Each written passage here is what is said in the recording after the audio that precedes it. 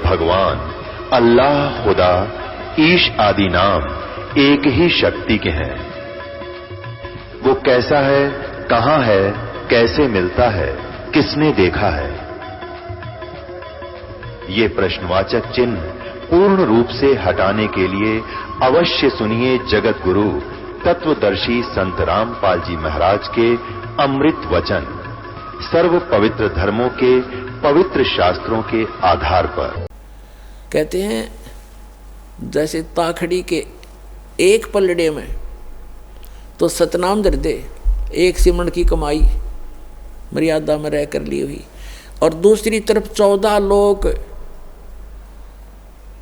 लोक चढ़ावे, जैसे शिव का लोक, विष्णु का लोक, ब्रह्मा का लोक, दुर्गा का लोक, धर्मराज का लोक, और भाई जो ऊपर ये 7 खेड़े ब्रह्मलोक के अंदर और कई भी भाग बना रखे हैं इसने। ये कहते हैं नीचे का तल वतल ततल ये सारे दर दे, और 3 लोक, ये पृथ्वी लोक और पाताल लोक और स्वर्ग लोक, इन तीनों को तो पासंग रख दे। अब पासंग वर्तमान के, क्योंकि जो ग्रंथ साहिब लिखा गया ये गरीबदास साहिब जी ने अपनी वाणी में लिखा, अमृत वचन वही हैं जो गॉड गिवन है, लैंग्वेज अपनी बोल बता दी ताकि वहाँ के लोग आसानी से समझ सकें।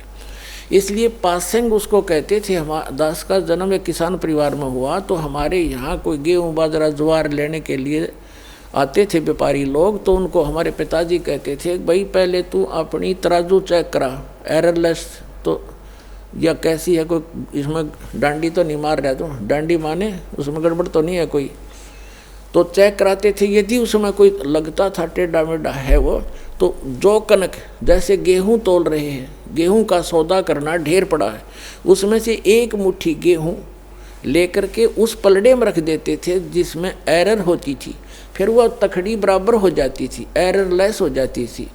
तो वो इतने की गेहूं जो अलग से डाले वो सौदे में नहीं थे, वो तो पासिंग रखी थी उस तराजू को ठीक करने के लिए। अब विचार करना एक एक बात कितनी वैल्यूएबल है इनकी महापुरुषों की। कहते सतनाम पालड़े रंग होरी हो, एक तरफ सतनाम और दूसरी तरफ 14 लोक चढ़ावे राम रंग होरी हो, 3 लोक पासंग धर रंग होरी हो। ये पृथ्वी लोक, स्वर्ग लोक और पाताल लोक। कहते हैं ये तो सौदे में मत गिना इसने तय, ये तो किसी खाते में आम एक छोटा सा सरपंच बन जा, हुए धरती तोल दे, चेयरमैन बन जा तो पता नहीं क्या बन जा, एमएलए एमपी मंत्री मुख्यमंत्री बन गए, छोटे से टुकड़े के धरती तोल देते हैं। परमात्मा कहते हैं ये तो 3 लोक भी उस भगत के पास जो धन है, और ये नकली धन जो अस्थायी राजाओं का राज पूरी पृथ्वी पर हो तो छोड़ कर जाना एक दिन, और ये ऐसा धन है जो आपके यहाँ भी साथ देगा और सतलोक में जाएगा, आपका कभी खर्च नहीं होगा, ये ऐसा धन है। तो क्या बताया है, सतनाम पालड़े रंग होरी हो, 14 लोक चढ़ाव राम रंग होरी हो, 3 लोक पासंग धरे रंग होरी हो, तो ना तुला तुलाया राम रंग होरी हो। एक सिमरन सतनाम का विधिवत, तो इतने आप खाली हो गए, भक्तिहीन हो गए, पैसे के लिए भटकते फिरते हैं सारा दिन, और 36 झूठ बोलते हैं, 100 बार पता नहीं मन में दोष आते हैं, पशु से भी ज़्यादा मेहनत करते हैं, तब भी पेट गुजारा नहीं चलता आपका। और इस परमात्मा की शरण में आके देखना, सद्भक्ति करना, भक्ति धन तो इकट्ठा होगा अलग से आपका, और यहाँ की सुख सुविधा तो आपको रूंगे में देगा भगवान, रूंगा।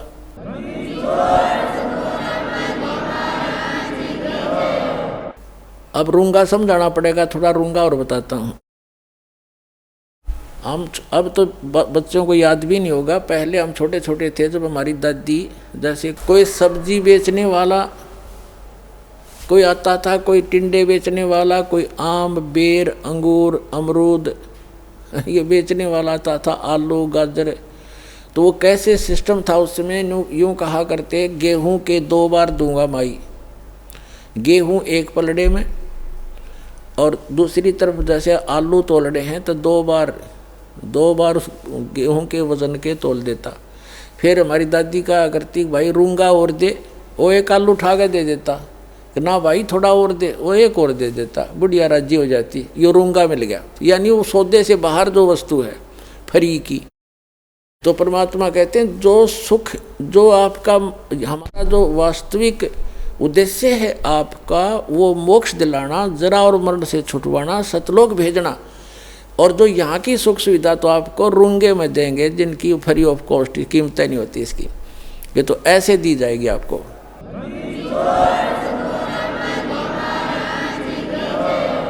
तो यहाँ बताया है गरीबदास साहिब जी ने कि इतना कीमत है इस एक सतनाम की। अरे ये राधा स्वामी वाले और कितना देख ले, एक कबीरपंथी सतनाम सतनाम जाप करो सतनाम, इन सतनाम का कक्का नहीं पता है, और बात करें सतलोक जान की, सतनाम सतनाम सतगुरु सतनाम ये नाम देते हैं। ये खा के इनके पास बट्ठा बट्ठा बटा दिया, अपना भी जीवन नाश किया, दुनिया को डुबो दिया काल के दूतों ने। तो पुण्यात्मा अब दया करी भगवान ने आपके ऊपर, वो स्वयं ही रजा बख्शा जब ये काम बढ़ा कर आगे ने। अब आपके ऊपर, इस दास के ऊपर उस परमपिता का पूरा पंजा है, आप इसको लगे रहना, आपका उद्धार 101 पीढ़ी पार हो जाएगी आपकी, ये सत्कर मान लेना।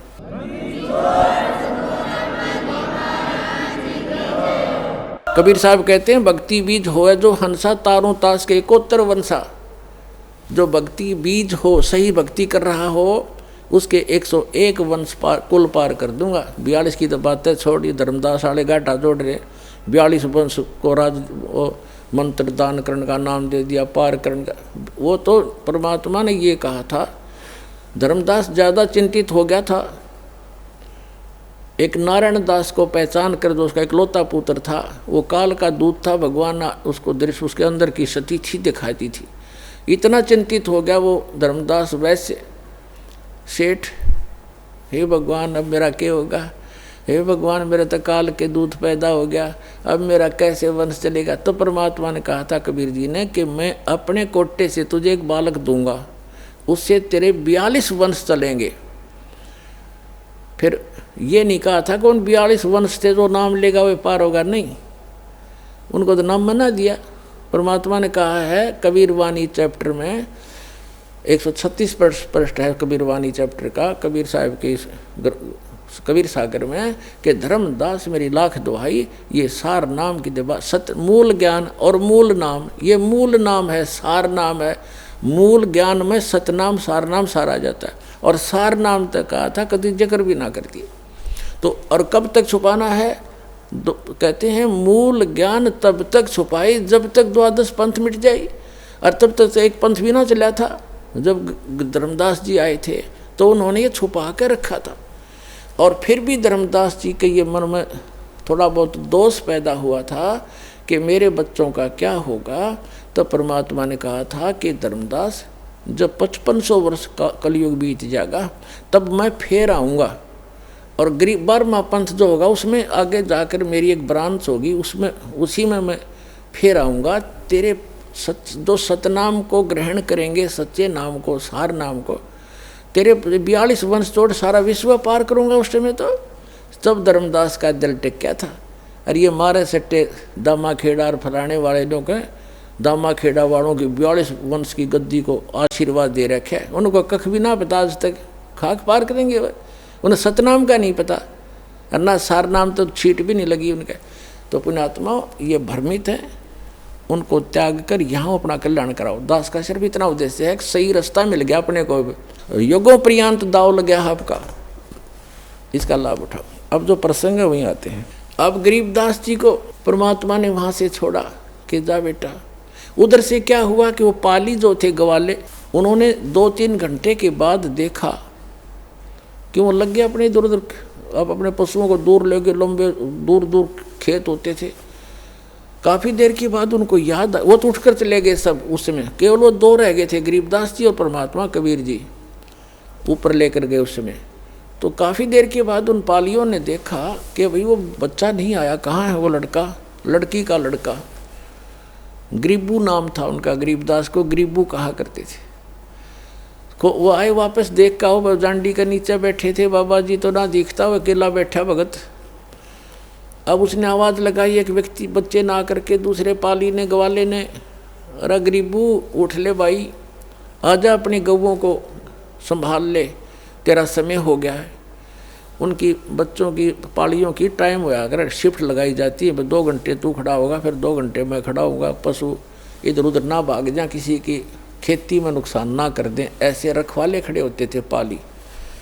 तो उसने आकर के उसको बिल्कुल निकट आकर पकड़ के कहा, ये भगत जी खड़ा हो ले। गरीबदास जी बैठे ऐसे, आंखें खुली, शरीर में आत्मा थी नहीं, उन ऐसे ऐसे हिला तो गिर गए नीचे। तो उसने आवाज़ लगाई अन्य पालियों को, ग्वालों को कि भाग्याओ भाग्याओ, ये लड़की का लड़का मर गया, इसकी मृत्यु होगी। सब चिंतित हो गए। 2 पाली वहाँ से गांव की तरफ दौड़े आए। 1.5 किलोमीटर की दूरी पर गांव था, उस स्थान से जहाँ ये परमात्मा प्रकट हुए थे। आज भी छुडानी गांव के बाहर, कबलाना से छुडानी गांव को एक रोड जाती है, झज्जर और भादगढ़ रोड से कबलाना गांव से एक लिंक रोड जाता है। उसके ऊपर एक यादगार बनी है छोटी सी, पहले जांडी थी, वहाँ पर एक पेड़ कट गया, गल गया, खराब हो गया, उसके स्थान पर यादगार आज भी बनाए हुए हैं। वहाँ स्पष्ट लिखा है कि यहाँ कबीर परमात्मा गरीबदास साहिब जी को मिले थे। तो क्या हुआ, गाँव वालों को पता चला, माता पिता दोनों अचेत हो गए। 12 वर्ष के बाद संतान उत्पन्न हुई थी और वो भी मृत्यु को प्राप्त हुआ। गांव नगर के लोगों की लाइन लगी उस घटना स्थल की तरफ। उनको बताया गया कि एक जंतर मंत्र बाबा जी आया था, जंतर मंत्र का दूध पिला दिया। हम तो नाटे थे, कुंवारी गाय का दूध निकाल के इसको पिला दिया, हमने तो पिया नहीं, हम तो बच गए। और बच्चे ने पी लिया, यो मर गया। घर पे ले आए, अंतिम संस्कार की तैयारी करने लगे। इस सारे प्रोसीजर में अंतिम संस्कार करने लगे, चिता पर रख दिया। 8-10 घंटे लग गए उनके। उधर से परमात्मा ने ऊपर के सारे ब्रह्मांड दिखा के गरीबदास जी को वापस भेज दिया शरीर में। चिता के ऊपर अग्नि लगाने वाले थे, तभी एकदम सारे शरीर में कंपन हुई और गरीबदास जी के ऊपर जो रस्से बांध कर ले गए थे वो टूट गए, अपने आप खुल गए और एकदम खड़े हुए। ऐसे लगा जैसे दूसरे देश में आ गए हो। और फिर जो वाणी परमात्मा ने उनके अंदर फीड कर दी थी, वो अपने आप टेप रिकॉर्डर की तरह बोलने लगे। गांव वालों ने सोचा अच्छी बात है भाई, भगवान ने दया करी, लड़की का लड़का जीवित तो हो गया, पर ये तो पागल हो गया, मेंटल एंड बैंड बोल रहा है, पता नहीं क्या क्या वो बक रहा है। तो उन्होंने सोचा कोई बात नहीं, पागल है, जैसा भी लड़की अपना जीवन पास कर लेगी इसके साथ। ये पागल ने देख देख कर जी लेगी, नया मर जाती। तो ऐसे ही परमात्मा की अमृतवाणी बोला करते थे, लेकिन वो छुड़ाने के भोले व्यक्ति भगवान की वाणी को ना समझकर उसको पागल कहने लगे, बावड़िया, मेंटल, गरीबदास जी को। ऐसे ही 3 वर्ष बीत गए। एक दादू पंथी गोपाल दास नाम के एक वैश्य थे, सेठ लाला जी बनिए, और वो दादू पंथ से दीक्षित थे। घर पार त्याग कर वो उसमें अपना संन्यास लिए हुए थे। और दादू साहब जी को भी परमात्मा लेकर गए थे सतलोक में, ऐसे ही जैसे गरीबदास जी को लेकर गए हैं। 7 साल के थे दादू जी, और फिर उनको वापस छोड़ा था। दादू साहब जी ने भी कबीर साहब की महिमा कलम तोड़ लिखी हुई है। जिन मुझको निज नाम दिया सोए सतगुर हमार, दादू दूसरा कोई नहीं, कबीर सिरजनहार। अब गोपाल दास संतों की वाणी से परिचित था, साधु संत बना हुआ था, लाल कपड़े पहने हुआ था, और छुड़ानी के अंदर उनका कोई शिष्य था, उसके पास आता जाता था। तो वो 2-3 वर्ष के बाद आना हुआ, 3 वर्ष के बाद। तब उस व्यक्ति ने कहा कि हमारे ऐसे चौधरी का एक लड़का देवता ऐसे ऐसे किसी साधु संत ने जंतर मंत्र का दूध पिला दिया, कुंवारी गाय का निकाल गया, और इससे वो पागल हो गया, मर गया था, वो तो मृत्यु को प्राप्त हो गया था। भगवान ने दया करी, जीवित तो हो गया बाबा जी, महात्मा जी, पर वो पागल हो गया। और हमने सुना है कि संत की विद्या को संत ही काट सकता है, आप दया करो तो वो जीवन सफल हो जाए उस बेटे का। तो गोपाल दास ने कहा कि बुलाओ उसको, लाओ बच्चे को मेरे पास, मैं देख लेता हूँ। वो कोई भूत बात का झाड़ा जाने था छोटा मोटा। तो वहाँ से वो व्यक्ति जो उसका शिष्य था गरीबदास जी के नाना जी के पास गया, उनको बताया से ऐसे हमारे पास एक संत आए हैं और आपके दोते को कहता मैं ठीक कर दूंगा, इसको ले चलो। 5-7 और मौजूद 6 व्यक्ति समझदार से चल पड़े, लेकर गए। संत जी ने पूछा गोपाल दास ने गरीबदास जी से 13 वर्ष के बालक से कि बेटा वो कौन था जिसने तेरा जीवन नाश कर दिया? तब गरीबदास जी ने कहा कि मेरा जीवन नाश नहीं किया, मुझे तो आबाद कर दिया, बर्बाद नहीं किया, मुझे आबाद कर दिया। क्या बताया कि हम सुल्तानी नानक तारे दादू को उपदेश दिया, जात जुलाहा भेद नहीं पाया, वो कौशी माए कबीर हुआ। अब यह वाणी जब गरीबदास जी ने बोली, गोपाल दास के सारा शरीर सिहर गया, उसका आत्मा ने करण करण हुई सारे शरीर में। कैसी गजब की वाणी बोल दी कि मैं और अब्राहम अदम सुल्तान और नानक देव जो सिख धर्म के प्रवर्तक हैं, इसके बारे में बताया कि हम सुल्तानी नानक तारे और दादू को उपदेश दिया। नानक साहिब जी को भी परमात्मा स्वयं आकर के बेई नदी से लेकर गए थे, फिर उनको तीसरे दिन वापस छोड़ा था।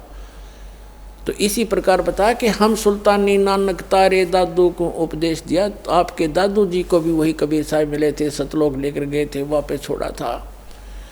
और जात जुलाहा भेद नहीं पाया, वो काशी माए कबीर हुआ।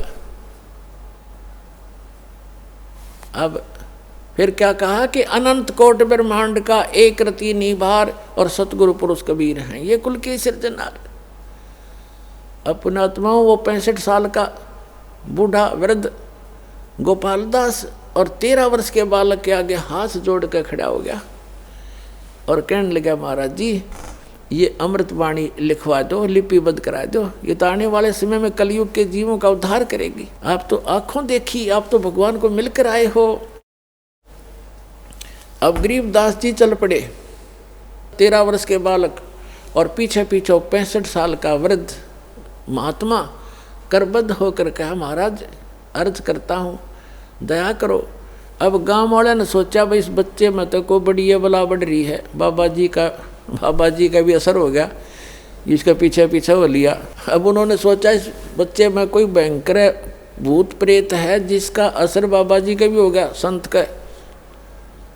लेकिन वो संत ते पारखू था, लाल की पहचान जानता था, उसने लोक लाज नहीं करते, महापुरुष भक्त अपना कल्याण ही आधार में बनाते। तीसरे दिन जाके गरीबदास जी ने कहा कि महात्मा जी जब संपूर्ण लिखो तो मैं लिखवाऊँ, बीच में छोड़ के जाओ तो मैं नहीं लिखवाऊँगा, तुझे पाप लगेगा। तो उसने कहा गोपाल दास ने जी मैं तो बाल बच्चे त्याग के और केवल वैराग ले रहा हूँ, संन्यास ले लिया, मेरा कोई काम नहीं, आप दया करो मेरे ऊपर, मैं पूरा लिखूँगा, मैं लिखना जानता हूँ, मेरा बनिए के घर जन्म है। तब गरीबदास जी के एक बेरी का बाग था, बडबेरी बेरी का, उसके अंदर एक जांडी का पेड़ था, उसके नीचे बैठकर गरीबदास जी बोला करते और गोपाल दास लिखा करते थे। तो पुण्यात्माओं ये जो समागम है ये उस शुभ दिन के उपलक्ष्य में है जिस दिन परमात्मा ने ये अनमोल रत्न आपको दिया, जो आज आपके ऊपर ये दास बखेर रहा है। इसको स्वीकार करो और अपना कल्याण कराओ। बोलो सतगुरुदेव।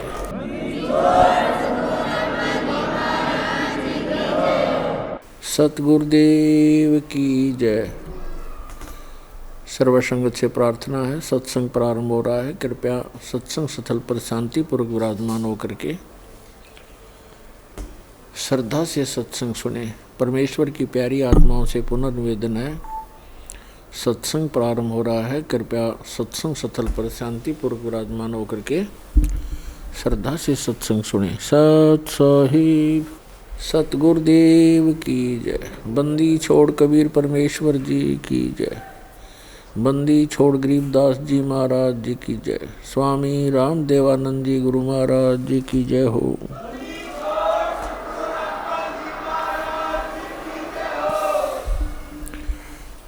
गरीब नमो नमो सतपुरुष को नमस्कार। गुरु की नहीं सुर नर मुनि जन साधुआं संतों सर्वस दी नहीं। सतगुरु साहेब संत सब डंडो तुम प्रणाम। आगे पीछे मध्य हुए तिनको जहाँ कुर्बान। नराकार निर्विषम काल जाल वैभंजनम निर्लेपम निज निर्गुणम अकलनुबेशोन्दनम सोहम सुरति समाप्तम सकल समाना निर्तलय उज्ज्वल हिरंबर हरदमम बेपरवा अथाह वार पार निमज्जतम गरीब दो सुमर सिद्ध होई गणनायक गलताना करो अनुग्रह सोई पारस पद परवाना आदि गणेश मनाऊं गणनायक देवन देवा चरण कमल लो लाऊं आदंत करूं सेवा परम शक्ति संगीतम रिद्धि सिद्धि दाता सोई अवगत गुण अतीतम सत्य पुरुष निर्मोही जगदम्बा जगदीशम मंगल रूप मुरारी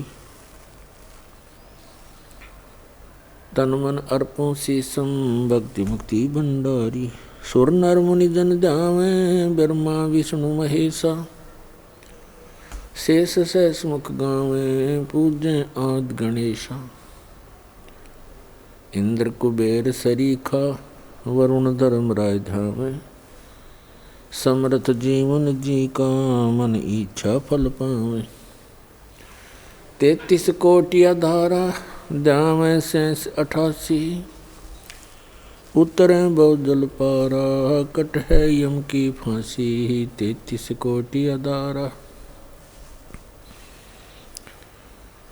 दावे 88 उतरे बहुजल पारा कट है यम की फांसी कर जोरूं विनती करूं धरूं चरण पर शीस गुरु जी राम देवानंद जी महाराज ने दियो नाम बख्शीश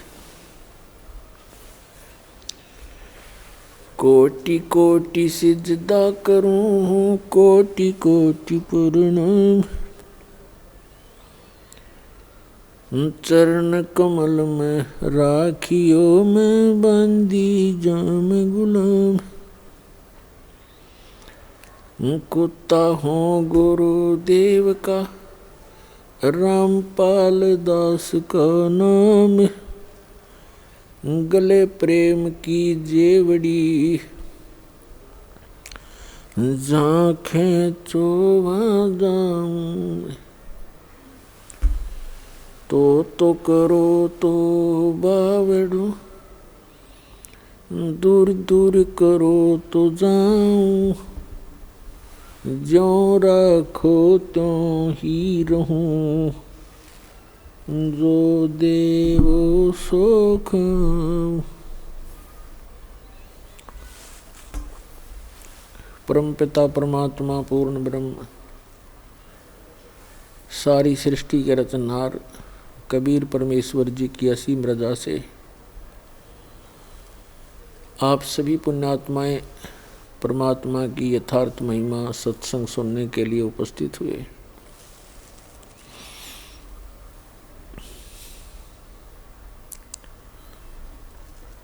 सत्संग के अंदर आने से पुण्यात्माओं को भक्त आत्माओं को मनुष्य जीवन के उद्देश्य का ज्ञान होता है।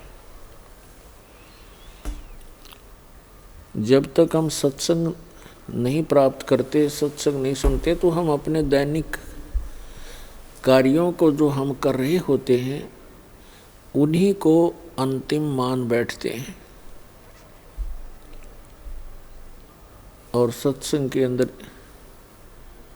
परमात्मा की महिमा बताई जाती है, मनुष्य जीवन के मूल कर्तव्य को याद दिलाया जाता है। पुण्यात्माओं, आज का जो सत्संग समागम प्रारंभ हुआ है ये एक विशेष महत्वपूर्ण दिवस है। फाल्गुन उतरते की द्वादशी, इस दिन परमात्मा स्वयं आकर के अपनी प्यारी आत्मा आदरणीय गरीबदास साहिब जी गांव छुड़ानी जिला झज्जर हरियाणा वाले को मिले थे। आदरणीय गरीबदास साहिब जी ने परमात्मा से परिचित होकर के सतलोक को आंखों देखा, भगवान को, परमात्मा को, अल्लाह गॉड को अपनी आँखों देखा और जहाँ वो परमात्मा रहता है उस स्थान को देखा। और पुण्यात्माओं, एक आश्चर्य की बात है, आज तक के इन महापुरुषों को छोड़कर जिनको भगवान स्वयं परमात्मा आकर मिले, सचखंड लेकर गए, सतलोक लेकर गए और फिर वापस पृथ्वी पर अपने गवाह बनाकर, साक्षी बनाकर छोड़ा, उनके अतिरिक्त सभी ने परमात्मा को निराकार बताया है, बॉडीलेस बताया है, उसका कोई काया नहीं है। पुण्यात्माओं, जिन महापुरुषों ने परमात्मा को देखा और उन्होंने परमात्मा की सारी महिमा आँखों देखी, बताई, और हम इन नकली गुरुओं के द्वारा इतने भ्रमित कर दिए गए। भगवान की महिमा उन महापुरुषों ने हमें बताने की, समझाने की चेष्टा की, वो हमारे गले उतरी नहीं। अब जैसे आदरणीय गरीबदास साहिब जी ने कहा कि अनंत कोटि ब्रह्मांड का एक रति नहीं बाहर, और सतगुरु पुरुष कबीर हैं ये कुल के सिरजनहार। कौन कबीर? वो भी क्लियर किया, हम सुल्तानी नानक तारे दादू को उपदेश दिया, जात जुलाहा भेद न पाया वो काशी महे कबीर हुआ।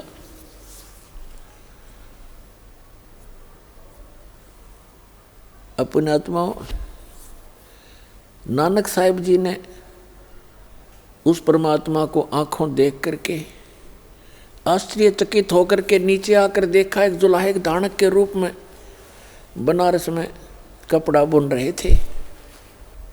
जब आकर के देखा तब कहा था, फाई सूरत मुलुक की वेश, ए ठगवाड़ा ठगी देश, खरा सियाणा बहुता बार ये धानक रूप रहा करतार। लोगो यो धानक रूप रहा करतार, नीच जात परदेसी मेरा, छिन आवे तिल जावे, ताकि संगत नानक रंदा क्यों कर मोंडा पावे।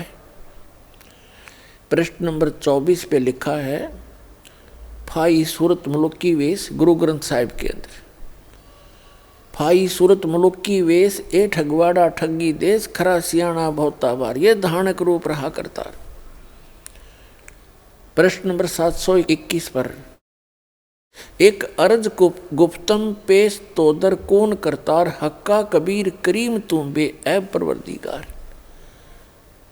पन्ना नंबर प्रश्न नंबर 731 पर लिखा कि नीच जात परदेसी मेरा, छिन आवे तिल जावे, और ताकि संगत नानक रहंदा क्यों कर मोंडा पावे।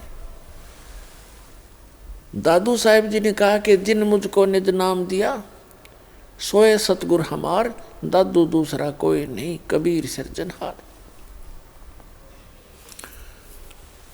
तो पुण्यात्मा, उन महापुरुषों ने बताया कि परमात्मा साकार है, नर आकार है, सह शरीर है, उसका नाम कबीर है, और अनंत कोट ब्रह्मांड का एक रति नहीं बाहर।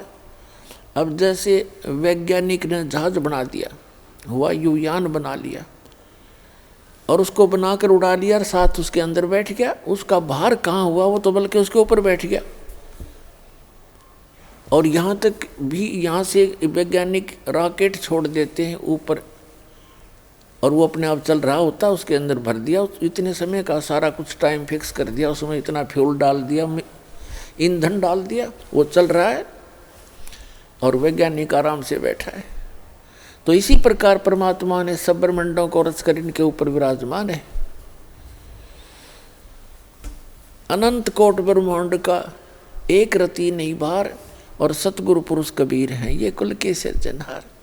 तो पुण्यात्मा, परमेश्वर कबीर जी की महिमा को गरीबदास साहिब जी ने आँखों देखा, परमात्मा से प्राप्त सारे ज्ञान के आधार से फिर ये ज्ञान बताया आप जी को, हम सबको।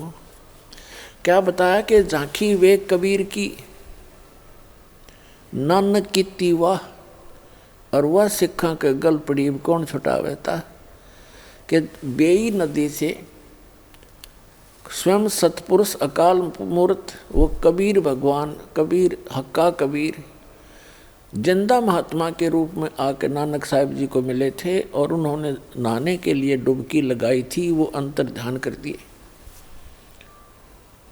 उनके शरीर को कहीं बाहर रख दिया, अब स्ट्रीम में ऊपर की तरफ जिधर से जल आ रहा था उधर किसी का ध्यान नहीं गया कि इधर कैसे जा सकता। तो वहाँ के उपस्थित व्यक्तियों ने मान लिया था नानक जी डूब गए दरिया में। वो खोद रहे थे डाउन स्ट्रीम में, और उनका शरीर रखा था अप स्ट्रीम में कहीं दूर जंगल में। वहाँ सुरक्षित छोड़कर परमात्मा पहुँच ले गए उनकी आत्मा को, प्यारी आत्मा को सचखंड दिखाया। और वहाँ फिर देखा अनंत कोट ब्रह्मांड के सिंहासन पर वही जिंदा वाला महात्मा वाला रूप तेजों में शरीर वहाँ विराजमान हुआ। फिर उनको बताया कि मैं बनारस के अंदर काशी में कबीर नाम से एक जुलाहे का काम करता हूँ, और वहाँ आना प्यारी आत्मा तुम्हें सत्यनाम दूंगा। फिर जब वापस नानक साहिब जी तीसरे दिन शरीर में आए, उठकर चल पड़े। पहली उदासी उन्होंने बनारस की और वहाँ सभी व्यक्तियों से, जितने भी संत महात्मा वेल नोन थे, उनसे प्रश्न करते हुए जा रहे थे कि ब्रह्मा विष्णु महेश के माता पिता कौन है, क्योंकि परमात्मा ने उनको सारा ज्ञान समझा दिया था, सृष्टि रचना तक का ज्ञान खूब दे दिया था। कोई भी इस जवाब प्रश्न का उत्तर नहीं दे पा रहे थे। रामानंद जी के पास पहुँचे, वेल नोन सुप्रसिद्ध एक महर्षि कहलाया करते थे ब्राह्मण। उनसे भी यही प्रश्न किया, तब उन्होंने बताया कि खुद परमात्मा आए हैं इस पृथ्वी पर, और रामानंद जी को भी परमात्मा ऐसे लेकर गए थे सचखंड में, और फिर उनको वापस छोड़ा था। तब रामानंद जी ने भी, स्वामी रामानंद जी ने यही कहा था कि दो ठौर है एक तू भया एक से दो, गरीबदास हम कारणे तुम आए हो मगजो। तब उन्होंने बताया कि वो परमात्मा स्वयं यहाँ आए हुए हैं और एक जुलाहे के रूप में, धानक के रूप में लीला कर रहे हैं। उनको पहचानना हंसी खेल नहीं है, आम बात, आम व्यक्ति नहीं पहचान सकता उनको, वो स्वयं परमात्मा है। अब नानक साहिब जी जब पहुँचे झोंपड़ी में जहाँ परमात्मा लीला कर रहे थे एक जुलाहे की, तब उन्होंने कहा था कि फाई सूरत मुल्क की वेश, ए ठगवाड़ा ठगी देश, खरा सियाना बहुता बार लोगो धानक रूप रहा करतार, धानक रूप रहा करतार, ये बैठा भगवान, और नीच जात परदेसी मेरा, छिनावे तल जावे, ताकि संगत नानक रहंदा क्यों कर मुंडा पावे। तब गरीबदास साहिब जी ने कहा कि झांकी वेख कबीर की नानक की तीवा, और वह सिखा के गल पड़ी कौन छुटावे था। गरीबदास साहिब जी ने बताया है कि नानक साहिब जी को जब सचखंड में लेकर गए जिंदा महात्मा के रूप में परमात्मा कबीर जी, तो वहाँ जब अनंत कोट ब्रह्मांड के सिंहासन पर वही जिंदा वाला रूप विराजमान हुआ, उनका शरीर इतना तेजों में हो गया, एक रोमकूप में करोड़ सूर्य मिला दे करोड़ चंद्रमा, इतना वो रोशनी भी फीकी रहे। तब नानक साहब ने कहा था, वाह हे गुरु, वाह हे गुरु, वाह वाह वाह वाह, कि ये है बात, ये है भगवान, वो तेरे की, वाह तेरे की, ऐसे कहते हैं। और आश्चर्यचकित होकर के तो गरीबदास जी ने कहा है कि झांकी वेख कबीर की, झांकी मीन एक नज़ारा, जैसे 26 जनवरी गणतंत्र दिवस के ऊपर प्रत्येक स्टेट, प्रत्येक प्रांत अपने अपने राज्य की झांकियाँ निकालते हैं, झांकी। और वो झांकियों में क्या होता है, उन जो भी जिस स्टेट के अंदर, जिस प्रांत के अंदर जो भी, जैसे कोई अच्छा डैम है या कोई अच्छा ऐतिहासिक स्थल है, उसका एक बनाते हैं मॉडल और अपना उसमें दिखाते हैं। उसको झांकी बोलते हैं कि हरियाणा प्रांत की झांकी, ये पंजाब प्रांत की झांकी, झांकी। तो यहाँ गरीबदास जी ने कहा कि झांकी वे कबीर की, सतलोक की, नानक की तीवा। अब उन्होंने तो बड़े खुश होकर वाह वाह, वो तो मदहोश हो गए थे मालिक ने देख के, वाह वाह वाहिगुरु वाहिगुरु वाह वाह वाह वाह, ऐसे करने लगे। अब वो वास्तविक मंत्र तो कुछ और जाप करते थे, लेकिन वो एक ऐसी हृदय में बात समा गई थी उनके, काफी दिनों तक वाह वाह करते रहे, वाह वाह तेरे की, वाह तेरे। तो गरीबदास जी कहते हैं इन सिखों ने वाह पकड़ दी वाहिगुरु, और ओरिजिनल मंत्र जो वो खुद जाप करते थे वो मंत्र 2 अक्षर का सतनाम है, और उससे मोक्ष होगा। तो कहने का भाव ये है कि पुण्यात्माओं, गरीबदास साहिब जी ने बिल्कुल निर्णायक ज्ञान दे दिया, बिल्कुल सब कंसेप्ट क्लियर कर दिए। तो उन्होंने क्या बताया है कि परमात्मा कबीर भगवान जो हैं ये परमेश्वर हैं, पूर्ण ब्रह्म हैं, और उन्होंने परमात्मा कबीर जी की महिमा सुनाई है। तो पुण्यात्माओं, आज का वो शुभ दिन, वो समागम है, उस शुभ दिन के अवसर पर जो आज प्रारंभ हुआ है, इस दिन परमात्मा आकर मिले थे और एक अनमोल रतन अपनी प्यारी आत्मा गरीबदास जी को दे करके उनको वापस संसार में छोड़ा था, अपना साक्षी बनाया था। उसके बाद गरीबदास साहिब जी ने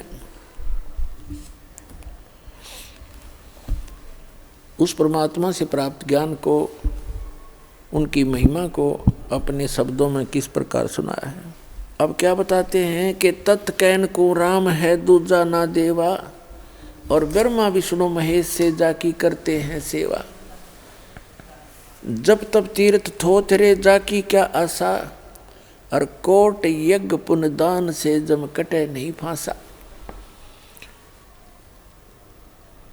यहाँ देन वहाँ लेन है यो बेटे नहीं झगड़ा, वो बिना पंथ की बाट है पावे को दगरा।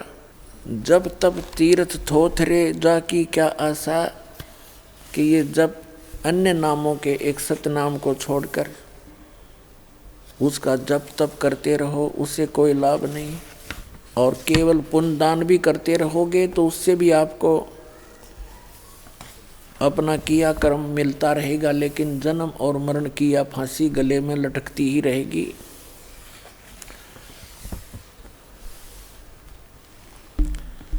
उसके लिए क्या बताते हैं परमात्मा,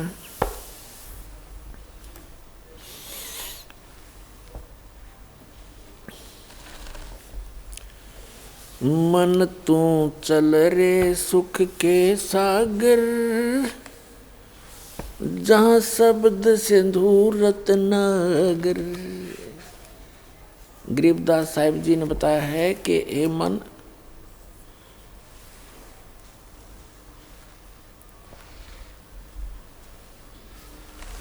कि आप जहाँ रह रहे हो ये लोक ठीक नहीं है, ये काल की एक कारागार है, एक जेल है, और इस जेल में आप इतने प्रसन्न रहते हो क्योंकि आपको इस जेल से निकलने का विकल्प पता नहीं चला, और आपने इस कैद को, इस जेल को ही अपना निवास स्थान मान लिया, जबकि आपको ये भी मालूम है कि आप यहाँ सदा नहीं रहोगे। और फिर इतनी अक्ल मारी जा रही है हमारी, फिर भी हम यही सेट होने की चेष्टा करते हैं, कोठी बंगले बना के, और निरे कर्म फोड़ते हैं झूठी बात बना के, एक पेट के लिए सारा जीवन बीत जाता है इस प्राणी का। ये पेट का झंझट ही पूरा नहीं होता। पुण्यात्मा, सबसे पहले प्राणी को आहार की आवश्यकता होती है, जो पैसा उसके आहार से निर्वाह से बच जाता है, फिर बकवाद अच्छी लगती है, फिर कोठी बनाता है, कार लेता है, घूटी लगाता है, मीट खाता है, शराब पीता, बीड़ी पीता, लंबी लंबी सिगरेट, ये बकवाद गढ़ता है। और जिनके पास हैंड टू माउथ हैं, जिनके पास पैसा खाने कोई मुश्किल है, वो कहाँ से ये चोचले करेगा। तो परमात्मा खुद आए थे इस गंदे लोक में रहने की और भक्ति करने की। उन्होंने एक रिहर्सल करके दिखाई थी। परमात्मा ने कहा था गरते 3.5 हाथ गणाते 3.25, और कहे कबीर इससे अधिक जो चाहे वह को नहीं विचार। फिर परमात्मा ने कहा था साईं इतना दीजियो, ये मांगना भगवान से, साईं इतना दीजियो जा में कुटुंब समावे, हम भी भूखे ना रहें, अतिथि न भूखा जावे।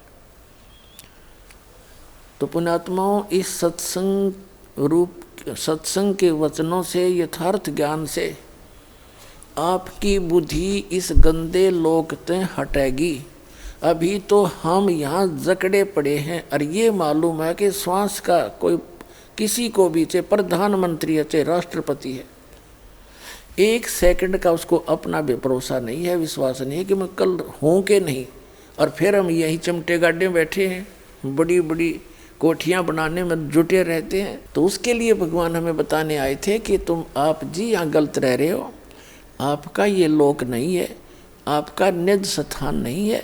यहाँ तो कबीर साहब, गरीबदास साहिब ने कहा भगवान के ज्ञान से परिचित होने के बाद कि पहले गए ना बावड़े, बावड़े माने लौट कर नहीं आए, तुमसे पहले तुम्हारे दादे परदादे जो चले गए। पहले गए ना बावड़े रहते भी सब जाही, बिन साहेब की बंदगी कहीं ठोर ठिकाना नहीं। अब कहीं भी ठोर ठिकाना नहीं है। जैसे आप जी पृथ्वी पर रह रहे हो, आपका परिवार भी अच्छा है, आपकी संतान भी नेक है, आपको पोस्ट भी अच्छी प्राप्त है, या धन कोई फैक्ट्री आपकी अच्छी बनी हुई है, वित्त भी ठीक है, आपका वित्तीय हालत अच्छी है, और कल मृत्यु होगी, ये तो डेफिनेट है, तो होगी ही होगी, सबको मालूम है। लेकिन उसके पश्चात भी हम थोड़े से भी सतर्क नहीं होते, डरते नहीं। तो इसका कारण बताया परमात्मा ने, कबीर ये माया अटपटी सब गटानड़ी, और किस किस ने समझाऊं या कुएं भांग पड़ी। यहाँ के झूठे सुख को इस काल ने आपके इतना नशा कर रखा है कि इतना कुछ कहने के बाद भी जीव के बस का नहीं है कि थोड़ा बहुत सतर्क हो सके। होता है यहाँ से निकलते ही फिर काल का इतना प्रेशर है, ये नहीं हुआ, वो नहीं हुआ, देखो वहाँ क्या हो गया, अब ये हो गया, कोई मर्यादाएं इतनी जकड़ रखी हैं, यानी इस जीव को कंडम कर देता है, इसकी भक्ति को चलने नहीं देता ये काम। लेकिन परमात्मा में इतना सामर्थ्य है, वो आपको ऐसे मंत्र देगा, आपके सब रास्ते खुलते चले जाएंगे, अगर सच्चे दृढ़ होकर सच्चे दिल से लगोगे। वो समर्थ है, और समर्थ के आगे इस काल की कोई भी नहीं चाल चलेगी। लेकिन आप जी ने सच्चे विश्वास के साथ इन मंत्रों का जाप और मर्यादा का पालन करना होगा, फिर रास्ते खोलेगा। तो तभी आपको ये भक्ति भी सुहावेगी, और आप भक्ति कर भी सकोगे और निभा भी सकोगे जब आप सच्चे दिल से भगवान को पुकारोगे। क्योंकि आपदाएं तो आ सकती हैं आपके ऊपर फिर भी, लेकिन जो ही आप पुकार करोगे दाता के सामने, आपकी सारी आपदाएं छू मंत्र हो जाएंगी तुरंत।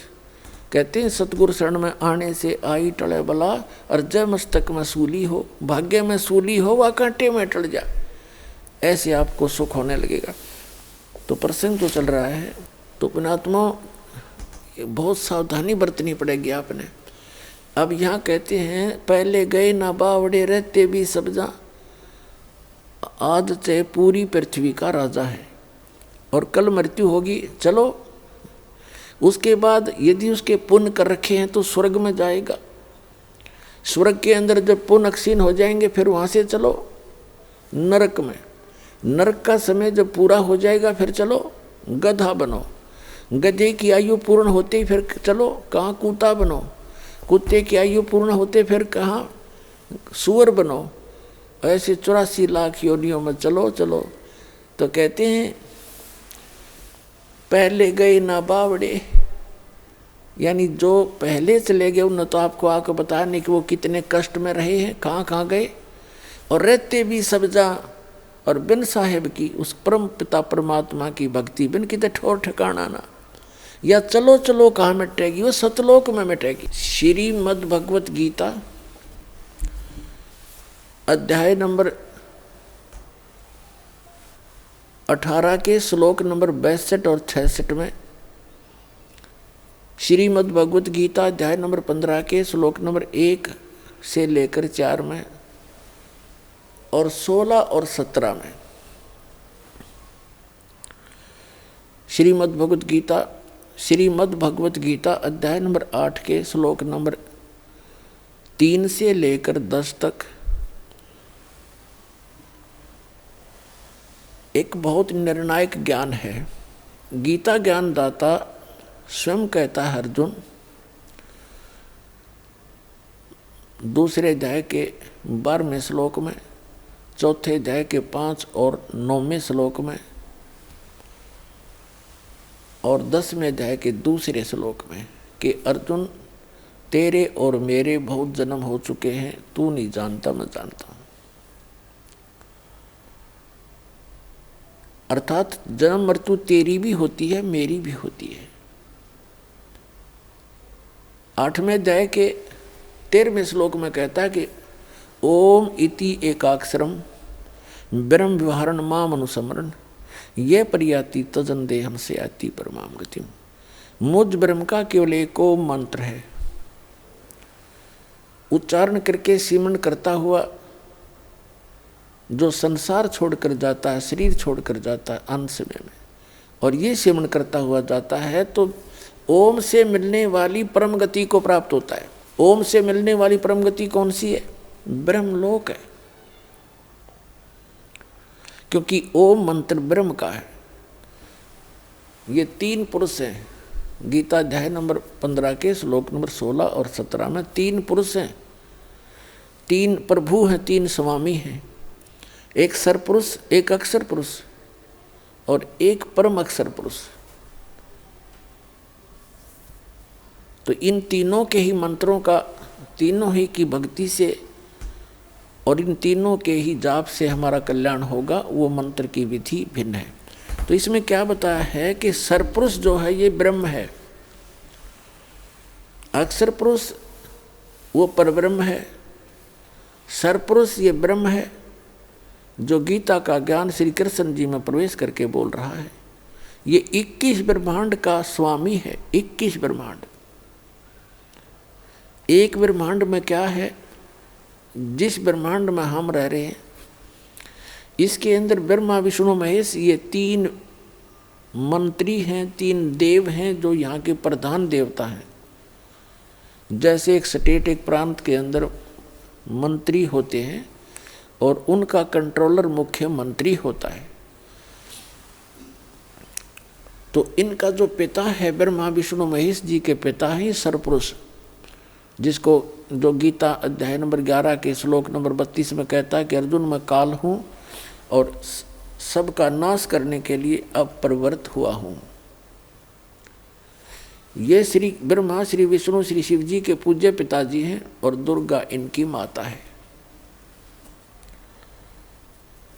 ये सरपुरुष है और ये तीनों इसके पुत्र एक एक विभागीय मंत्री हैं। रजोगुण विभाग के ब्रह्मा जी, सतोगुण विभाग के विष्णु जी, तमोगुण विभाग के शंकर जी। और एक ब्रह्मांड के अंदर क्या है कि 14 लोक और 3 लोक ये अलग से, और ब्रह्मा विष्णु महेश 33 करोड़ देवता, 88,000 ऋषि और ये 14 लोक, ब्रह्मलोक आदि आदि। ये देखिएगा एक ब्रह्मांड का चित्र दिखाते हैं आपको। एक ब्रह्मांड का लघु चित्र अब यहां दिखाते हैं आपको। एक ब्रह्मांड के अंदर ये सामग्री है,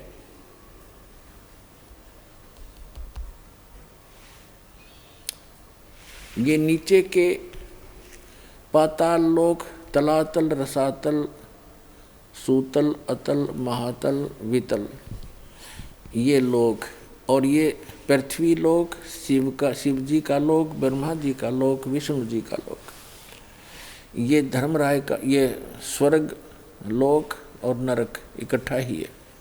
ये इंद्र का लोक, ये धर्मराय का लोक जो न्यायाधीश है उसका लोक। एक मानसरोवर है, ये है ब्रह्मलोक, ये ब्रह्मलोक है, इतना ये ब्रह्मलोक है। इस ब्रह्मांड के अंदर एक अलग से स्थान है, ये दुर्गा का लोक इस ब्रह्मलोक के अंदर ही बाहर एक समुद्र के टापू में है, एक टापू है समुद्र में। ये काल ने नकली सतलोक, महाइंद्र का द्वीप, नकली सतलोक, नकली अलखलोक, डुप्लीकेट अगमलोक और अनामी लोक की रचना कर रखी है। ये स्वयं ये शपथपुरी है, ये 88,000 द्वीप हैं, और ये यहाँ एक विशेष गुप्त स्थान है इस काल भगवान का। ये 3 स्थान बनाकर रहता है, एक रजोगुण प्रधान क्षेत्र है, एक सतोगुण प्रधान क्षेत्र है और एक तमोगुण प्रधान क्षेत्र है। इसमें ये स्वयं जब रहता है, दुर्गा इसकी पत्नी है, दुर्गा जी इसको यहाँ रखता है। जब ये इस रजोगुण प्रधान क्षेत्र में ये दोनों रहते हैं, ये पंचमुखी ब्रह्मा बन जाता है और अपनी पत्नी दुर्गा को सावित्री रूप में रखता है। इन दोनों के संयोग से जो पुत्र उत्पन्न होता है, इन्हीं की शकल का बन जाता है, ब्रह्मा की शकल का। उसी को ये रजोगुण युक्त कर देता है, क्योंकि ये स्थान सारा रजोगुण युक्त है और ये सतोगुण युक्त है। ये स्थान, इसमें स्वयं विष्णु रूप धारण करता है, दुर्गा को लक्ष्मी रूप धारण कराता है। इन दोनों के संयोग से जब जो पुत्र उत्पन्न होता है वो ऑटोमेटिकली सतोगुण युक्त हो जाता है। ये एक तमोगुण प्रधान क्षेत्र है, इसमें ये स्वयं इस रूप में रहता है और दुर्गा को पार्वती रूप में रखता है। इन दोनों के संयोग से जो पुत्र उत्पन्न होता है इसकी शकल का बन जाता है और वो तमोगुण युक्त हो जाता है। ये इस प्रकार एक ब्रह्मांड की ये सारी सामग्री समझो। फिर इन तीनों पुत्रों को ये जो इसी की शकल के होते हैं, इनको नीचे एक एक द्वीप दे देता है। इनकी राजधानियां भिन्न भिन्न हैं। यहाँ अपनी राजधानियों से केवल ये इन 3 लोकों के प्राणियों, पाताल लोक, पृथ्वी लोक और ये कोमन स्वर्ग लोक, इन 3 लोक के प्राणियों को ये इनको कंट्रोल करते हैं। जन्म, मृत्यु और स्वर्ग तही की ये यहाँ इनको व्यवस्थित रखते हैं इनके कर्माधार पर। अपनात्मा रजोगुण क्षेत्र, तमोगुण क्षेत्र और सतोगुण प्रधान क्षेत्र कैसे होते हैं? जैसे किसी मकान के अंदर, किसी महल में, किसी घर में 3 कक्ष हों। एक कक्ष में, एक कमरे में अश्लील चित्र लगे हों बेहुदे, तो उसमें जो व्यक्ति भी जाएगा उसकी वैसी ही वृत्ति, वैसे ही विचार और वैसी ही भावना उसकी बनी रहेगी जब तक उस कक्ष में और उन चित्रों पर उसकी नजर रहेगी। उसमें एक विशेष गुण उत्पन्न रहेगा, उसके बस की बात नहीं। और दूसरे कक्ष में लगा रखी हैं साधु संत फकीरों की, महात्माओं की चित्र। तो वहाँ जाने के बाद उस व्यक्ति का, उन महापुरुषों के चेहरों को देखकर, उनकी महिमा को याद कर करके उसका एकदम शांत सा रूप हो जाएगा, आत्मा शांत हो जाती है। और तीसरे कक्ष में हो जैसे सूरवीर और शहीदों के, देशभक्तों के चित्र, तो वहाँ जाकर अपने आप उसके मन की वृत्ति वैसे ही बन जाएगी, उसी प्रकार उसके अंदर जोश पैदा हो जाएगा। तो ऐसे इस काल भगवान ने इस ऊपर के स्थान पर ये 3 स्थान बना रखे। जब ये वहाँ दोनों रहते हैं, जैसे रजोगुण प्रधान क्षेत्र में रहते हैं, तो इसका ऑटोमेटिक उन चित्रों को, वहाँ की दृश्यों को देख देख कर इतना इसके अंदर वो रजोगुण प्रधान रहता, प्रभावित रहता है। और उस दौरान जो पुत्र की उत्पत्ति होती है उसके अंदर वो गुण ऑटोमेटिकली आ जाते हैं। जैसे एक लड़के का, एक व्यक्ति चोर था और उसका लड़का हो गया 8-9 वर्ष का, चोरी करने लग गया। उसकी दादी जी ने नाम ले रखा और सत्संग कर रहे, वहीं से उसने 10-20 रुपये निकाल लिए। तो वहाँ के व्यक्तियों को पता था कि ये लड़का यह गलती कर सकता है। उसको पूछा ताछी करी, उसने उसके पास वो पैसे पा गए। तो उसे समझाया, बेटा तो ऐसी गलती क्यों करता है, आपने नाम भी ले रखा अपनी दादी जी के साथ में। तो वो कहता, जी मेरे बस की बात नहीं, अपने आप मेरे अंदर पता नहीं कैसी प्रेरणा होती है, निकाल लूँ, ये उठा लूँ, वो छुपा लूँ। तो वो उस चोर के गुण उसमें आगे बेटे में। तो इसी प्रकार इस काल भगवान ने 3 स्थान बना रखे हैं। एक बार फिर देखिएगा, अब समझ में आएंगे आपके। ये स्थान है ब्रह्मांड का सबसे ऊपर का स्थान है। ये ब्रह्मलोक में भी सबसे ऊपर है, ब्रह्मांड का भी ऊपर है ये। तो ये जो ये स्थान है, ये रजोगुण प्रधान क्षेत्र है। ये देखने में थोड़ा स्थान बनाना पड़ता है, लेकिन ये हजारों लाखों किलोमीटर तक का है। अक्सर बड़े बड़े बाग बगीचे, बड़ी ऐसे वहाँ की स्थिति है। तो ये स्वयं ब्रह्मा रूप बना लेता है ऐसा ये काल भगवान, और दुर्गा को सावित्री रूप में रखता है। इन दोनों के संयोग से जो पुत्र उत्पन्न होता है वो ऑटोमेटिकली रजोगुण युक्त होता है। इसी के सिर ऐसे ही स्वरूप बन जाता है और ऐसे ही चतुर्मुखी हो जाता है, पंचमुखी। और फिर दूसरा सतोगुण प्रधान क्षेत्र है। इसमें स्वयं विष्णु रूप धारण करके रहता है, दुर्गा को लक्ष्मी रूप में रखता है। इसको महालक्ष्मी भी कहते हैं अज्ञानता के कारण। तो इस स्थान पर इन दोनों का जैसा भी स्वभाव रहेगा वैसा ही पुत्र का स्वभाव बनेगा, वो सतोगुण युक्त हो जाता है। और तीसरा ये तमोगुण युक्त है स्थान है। यहाँ पर स्वयं ये ऐसे रूप में रहता है ये काल भगवान, और पार्वती को गिरजा रूप में रखता है, उमा रूप में रखता है, पार्वती रूप में रखता है। इन दोनों के संयोग से जो पुत्र उत्पन्न होता है वो ऑटोमेटिकली तमोगुण युक्त हो जाता है। इन तीनों पुत्रों को तीनों स्थानों पर उत्पन्न करके, और ये इन तीनों को तब तक कोमा में रखते हैं, अचेत रखते हैं, जब तक ये युवा ना हो जाए। और इस काल भगवान ने प्रतिज्ञा कर रखी है कि मैं कभी भी किसी को अपने वास्तविक काल रूप में दर्शन नहीं दूंगा। ये मेरा अटल घटिया विधान है। इसलिए ये किसी भी साधक को जब साधना करते हैं ये ऋषि महर्षि, तो किसी को ब्रह्मा के रूप